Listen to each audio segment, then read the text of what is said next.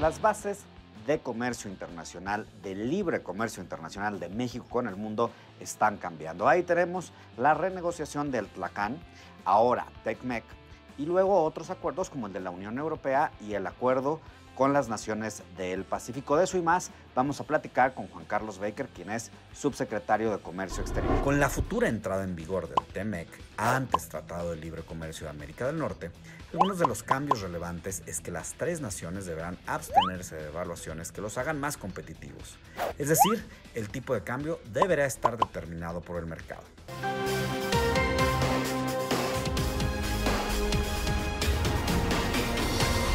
Agradecemos la presencia de Juan Carlos Baker y que nos cuentes qué es lo que vamos a ver exactamente, a conocer, a detallarnos en la firma del acuerdo de libre comercio que se modernizó, que cambió de nombre. Ahora ya no es TLC-CAN, ¿no? Sino TLCN, ahora es TECMEC. ¿cómo es? El TEMEC, exactamente. Bueno, gracias, Sola, un placer verlo siempre. Tratado Gracias. México, Estados Unidos, Canadá. Canadá, Se firma exactamente. esta misma semana. Sí, de hecho, es el próximo viernes.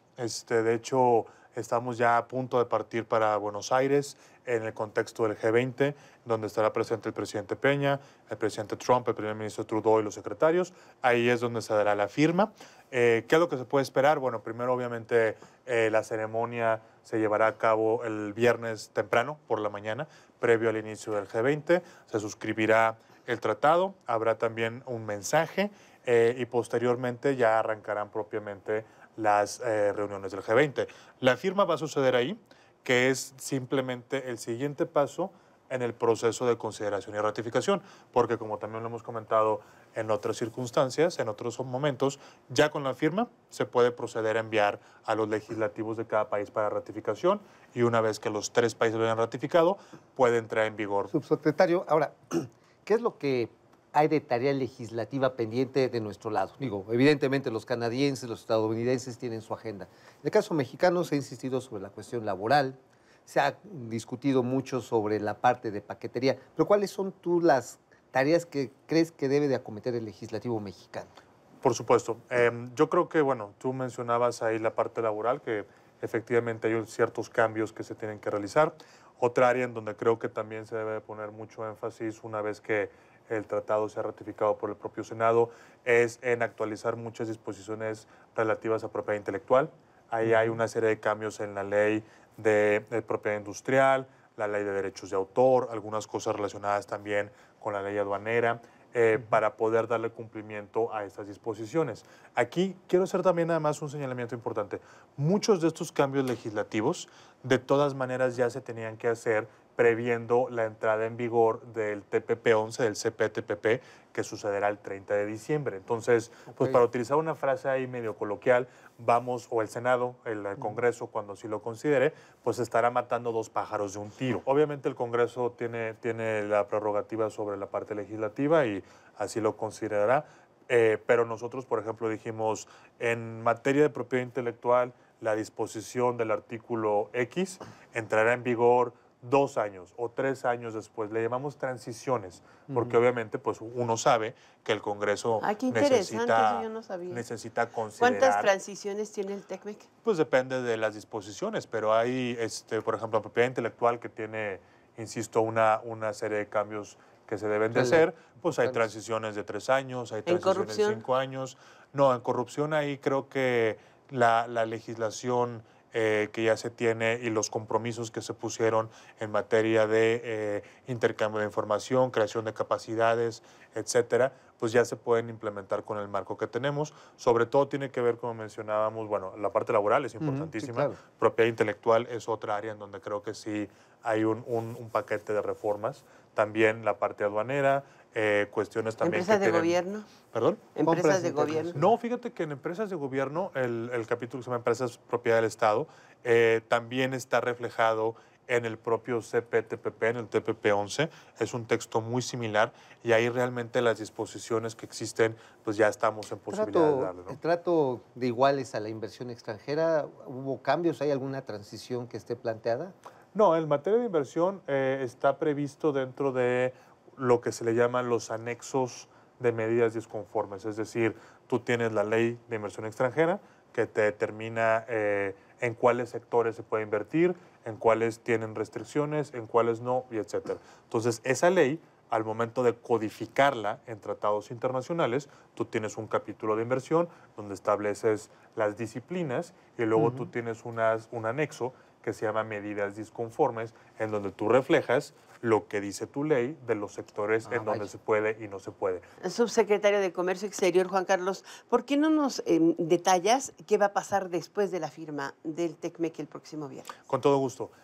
Como ya les mencionaba, bueno, la firma es simplemente la conclusión del proceso de negociación, redacción, revisión legal, traducción, concluye con la firma del acuerdo.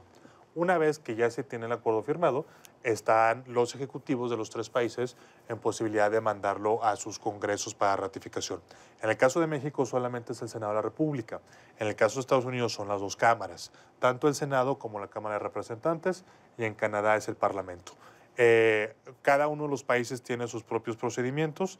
En el caso de México, nosotros, incluso antes de este proceso que sucederá el viernes, nos dimos a la tarea de acercarnos al Senado de la República, de entregar los textos, de tener reuniones. El Senado de la República, a través del Centro Gilberto Bosques, con una conducción excepcional de Alisa Chelminsky, hizo un foro en donde nos invitó, y agradezco otra vez aquí la participación que se nos consideró ahí. Entonces, ya ha habido mucho trabajo con el Senado para ir dándole a conocer los contenidos del acuerdo, incluso antes de la firma. ¿Por qué? Pues por transparencia, también para avanzar en el análisis, claro, y para nosotros por ponerle a los senadores los elementos que ellos necesitan para hacer sus propias consideraciones. ¿Estimas que podría quedar en vigor o ser ratificado por los congresos por lo que se ve de la propia negociación para el año que entra, mediados, fin? Obviamente los congresos tienen sus propias agendas y determinan sus tiempos, pero yo no tengo duda que por el tema tan importante que es, pues los congresos en los 3 países le van a dar la prioridad.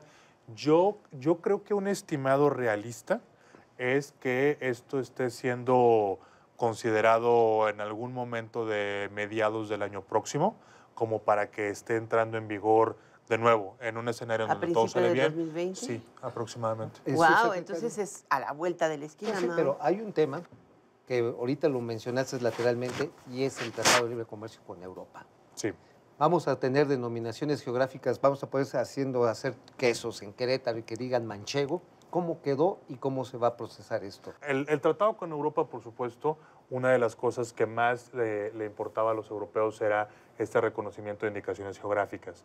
En México nosotros no teníamos un marco dentro de esta ley de propiedad industrial, no teníamos un marco que reconociera la figura de indicaciones geográficas. Pero ya se hizo, ¿no? Sí, hubo un cambio en la ley que permitió que nuestro acuerdo con Europa, de nuevo, esta sincronía entre los instrumentos legales, se diera ese reconocimiento. Entonces ya tenemos en nuestra ley un procedimiento para que aquel que quiera tener una indicación geográfica vaya, presente todo su procedimiento dentro del INPI, en este caso, el Instituto Mexicano de la Propiedad Industrial, y al final se le otorgue. Y es un proceso transparente, hay publicaciones en Diario Oficial, se somete a comentarios, etc. Eso permitió que nosotros le diéramos el reconocimiento a los europeos de una serie de indicaciones geográficas que tienen en sus países, pero no impide, en casos como tú mencionabas, el queso manchego, llegamos a una solución para el queso manchego. ¿Para cuándo estará en vigor el Tratado de Libre Comercio con Europa? Ese va a tomar un poco más de tiempo, lamentablemente, porque, bueno, los procesos en Europa son larguísimos. Coordinar 28 países, o bueno, pronto 27, pues les toma a ellos un tiempo mucho más largo. Imagínate, si el Brexit se aprobó 2 años antes y sí, todavía están discutiendo. A ver si se salen. Sí, y ahí con el Reino Unido tenemos también otra discusión interesante, a ver si nos da tiempo de tocarla, pero entonces con Europa estamos también, la negociación ya concluyó también, esa parte ya no hay nada más que negociar, eso está perfectamente terminado, estamos en proceso de traducción. Pero puede ser 1 o 2 años. Sí, mira, de nuevo, en este escenario jugándole al futurólogo, yo creo que la firma del acuerdo con Europa puede darse hacia tal vez pasadito el verano del año próximo, para que entonces se lleve a la ratificación primero del Parlamento Europeo y luego de los nacionales. Entonces, sí, yo creo que ese tal vez pueda tomar tal vez todavía un añito más, 2021 posiblemente. ¿Y el TPP-11 o CPTPP? No, el CPTPP ya entra en vigor el 30 de diciembre. Fíjate que ese es un acuerdo del cual creo que lo valoraremos, por supuesto, cuando empiece ya los resultados, que yo no tengo duda que van a llegar. Pero fue un acuerdo que se negoció, murió en el momento en el cual el presidente Trump sacó a Estados Unidos. Y en ese momento sí como que hubo un sentimiento hasta de orfandad. El país que más lo había impulsado, de repente se fue. Y sí tuvimos como 2, 3 meses de mucha incertidumbre hasta que Japón, de aquel lado del Pacífico, y México, de este lado del Pacífico, nos lo echamos al hombro y lo sacamos adelante. Pero ese ya está, ese entra en vigor el 30 de diciembre de este año. Nosotros ya esperamos que en breve se esté publicando el texto que aprobó el Senado en el Diario Oficial y se van a hacer todos los detalles correspondientes, pero ese entra en vigor el día 30 y nos da acceso a 6 mercados nuevos, 6 países que en este momento ya tenemos un comercio cercano a los $7,000 millones. Wow. Y lo más importante, nos vuelve a consolidar todas las disciplinas y beneficios que teníamos en socios importantes como por ejemplo Japón. Con Japón ya teníamos un acuerdo que data del 2005 que ha generado un comercio cercano a los $30,000 millones y una inversión muy importante, pero el TPP-11, el CPTPP, lo lleva un paso más arriba, porque para el sector agroalimentario, que nuestro primer acuerdo, quedaron algunas cosas muy limitadas, el CPTPP nos lo va a liberar completamente. Wow. Entonces están muy contentos los agropecuarios. Grandes noticias nos tienes y ojalá que te veamos este viernes que viene ahí en el momento de la foto y la firma, porque te llevas digo, igual que el secretario de Economía han hecho todo el equipo, como lo decía encabeza, Sarisa, tú lo ojalá ejecutas. se mantenga el equipo. Cambiarán los funcionarios, pero el equipo, el capital humano en el que hemos invertido como país, ojalá no lo perdamos. Pues nos daría mucho gusto verte ahí, de verdad. Y muchas felicidades y muchas gracias a ti, a todos a través de ti y a tu familia, sobre todo. Muchísimas gracias. No, claro que sí. Gracias, Juan Carlos Baker, subsecretario de Comercio. Pues ahí lo tiene. La estructura de comercio de México con el mundo está cambiando. El 30 de noviembre se firma en Buenos Aires, Argentina, en el marco del G20, el TMEC, que es el nuevo Tratado de Libre Comercio con América del Norte. El 30 de diciembre entra el acuerdo con 10 naciones del Pacífico. Y con la Unión Europea el proceso de ratificación está ahí presente. Es decir, está cambiando el mapa de comercio de México con el mundo y tenemos que estar muy atentos de eso y de cómo va a impactar en nuestra billetera. Muchas gracias por habernos acompañado. Él fue Juan Carlos Baker, subsecretario de Comercio Exterior.